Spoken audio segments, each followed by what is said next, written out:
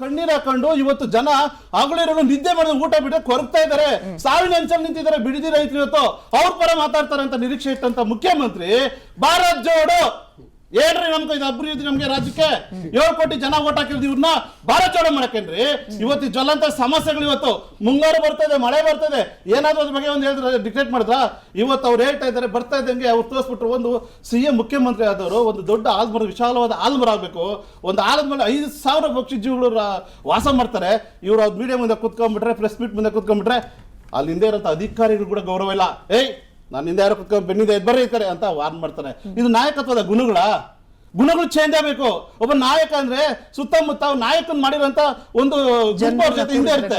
ಅದನ್ನ ಬಿಟ್ಟು ಅವ್ರ ಯಾರ ಅಧಿಕಾರಿಗಳು ಕೂಡ ಗೌರವ ಇಲ್ಲ, ಕಾರ್ಯಕರ್ತರಿಗೂ ಗೌರವ ಇಲ್ಲ. ಇನ್ನೊಂದು ವಿಚಾರದಲ್ಲಿ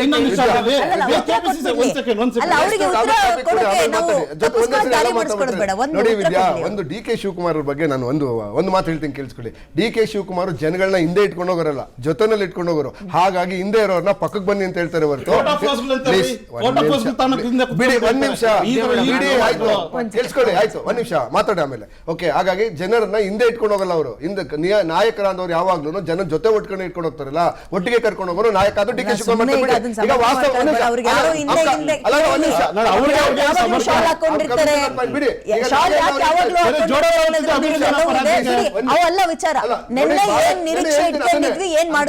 ನೋಡಿ, DK ಶಿವಕುಮಾರ್ ನಿನ್ನೆ ಒಂದು ಅನೌನ್ಸ್ಮೆಂಟ್ ಅನ್ನು ಹೇಳಿದ್ದಾರೆ. ಭಾರತ್ ಜೋಡೋ ಸಂಘಗಳನ್ನು ಮಾಡ್ತೀವಿ ಅಂತ ಹೇಳಿದ್ದಾರೆ. ಭಾರತ್ ಜೋಡೋ ಸಂಘಗಳು ಪ್ರತಿ ಸಂಘಕ್ಕೆ 10 ಲಕ್ಷ ರೂಪಾಯಿ ಸಮಯದಲ್ಲಿ ಸಂಘಟನೆ ಮಾತು ಕೇಳಿಸ್ಕೊಳ್ಳಿ. ಇದು ಪಕ್ಷ ಸಂಘಟನೆ ಅಲ್ಲ, ಯುವಕರ ಭವಿಷ್ಯದ ಉಜ್ವಲವಾಗಿಸೋಗೋಸ್ಕರ ಉಪಯೋಗ ಅದರಿಂದ. ನೀವು ಯೂತ್ ಇದ್ದೀರಿ, ಈಗ ನೀವು ಯೂತ್ ಅಲ್ಲ, ಈ ದೇಶದ ಸಮಸ್ಯೆ ಆಗಿರೋದು. ನಿಮ್ ಭಾರತ್ ಜೋಡೋ ಅಲ್ಲಿ ಭಾಗಿಯಾಗಿ ನನಗೇನು ಉದ್ಧಾರ ಆಗುತ್ತೆ, ನನಗೇನ್ ಸಿಗುತ್ತೆ? ಕಾಂಗ್ರೆಸ್ ಉದ್ಧಾರ ಮಾಡಕ್ಕಿರಲ್ಲ. ಈ ದೇಶದ ಸಮಸ್ಯೆನೇ ಒಬೆಸಿಟಿ, ಈ ದೇಶದ ಯುವಕರ ಸಮಸ್ಯೆನೇ ಪಕ್ಷದ ಆಫೀಸಲ್ಲಿ ಇಕ್ಕಬೇಕಾಯ್ತು ಭಾರತ್ ಜೋಡೋ ಕಾರ್ಯಕ್ರಮನ. ನೀವು CM ಮುಖ್ಯಮಂತ್ರಿ ಸ್ಥಾನ ಪ್ರಮಾಣ ಮಾಡಬೇಕಾದ್ರು ಈ ರಾಜ್ಯದ ಭವಿಷ್ಯದ ಏಳಿಗೆ ಬಗ್ಗೆ ಎಷ್ಟು ಮಾಡಕ್ಕಾಯ್ತು? ಅದನ್ನ ಬಿಟ್ಬಿಟ್ಟು ಭಾರತ್ ಜೋಡೋ ನೀವು ಪ್ರಮಾಣದಲ್ಲಿ ತಗೊಂಡ್ಬರ್ತೀರಿ.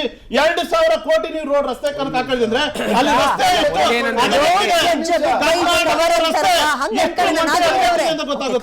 ನೋಡಿ. ನಮ್ಮ JDS ಕವರ್ ನಿಂದ ಜಡ್ಜ್ ಮಾಡೋದು ಬೇಡ, ಈಗ ತಾನೇ ಆರಂಭ ಮಾಡಿದ್ದಾರೆ.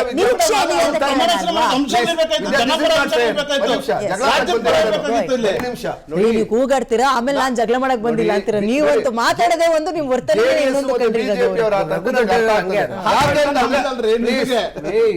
ನೋಡಿ. ಒಂದು ಮೆಚೂರ್ ಆಗಿ ಬಿಹೇವ್ ಮಾಡೋಣ ಪ್ಲೀಸ್. ಈಗಲಾದ್ರೂ ಹೊಸ ಸರ್ಕಾರ ಬಂದಿದೆ.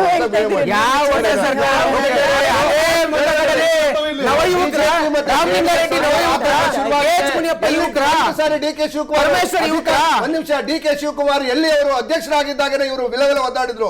ಈಗ ಮುಖ್ಯಮಂತ್ರಿ ಆಗಿ ಪ್ಲಸ್ ಮಾಜಿ ಅಧ್ಯಕ್ಷರಾಗಿ ಅವರ ಚಾಣಾಕ್ಷ ನಡೆಗೆ, ಚೆಸ್ಸಿನ ನಡೆಗೆ ವಿಲವಿಲ ಒದ್ದಾಡ್ತಾ ಇದ್ದಾರೆ ಬಿಜೆಪಿ JDS ನವರು. ಓಕೆ, ಆತಂಕವನ್ನ ಈ ಜನದಲ್ಲಿ ಟಿವಿ ಡಿಬೇಟ್ ಅಲ್ಲಿ ಮಾತಾಡಕ್ಕೆ ಅವಕಾಶ ಕೊಡ್ದಂಗೆ ಸ್ಟಾಪ್ ಮಾಡ್ತಾರೆ ಅಂದ್ರೆ ಅವ್ರು ಎಷ್ಟು ಆತಂಕ ಕೊಟ್ಟಿದ್ದಾರೆ ಅಂತ ಅರ್ಥ ಆಗ್ತದೆ.